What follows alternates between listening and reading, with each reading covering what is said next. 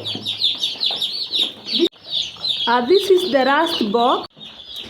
Hi guys, welcome back to my YouTube channel. My name is Catherine. Inanisumbua. As you can see, leo tuko kwa kuku. Lighting ni baya juu ya hizi bulb. Anytime I'm shooting here, lighting ni baya sana. Sasa ndio nataka ku-unbox hizi vifaranga. Sijui ziko wapi hapa hizi vifaranga. Kuna zingine pia hapa. This is the third box. Niki-unbox. Uki-unbox ndio unaziweka mbili.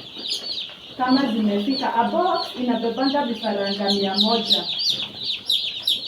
So it's me unboxing them. Nikiziwekanga chini. Tayari nimetayarisha maji, nyumba yangu ni warm. Let me tell you, training ni mzuri sana.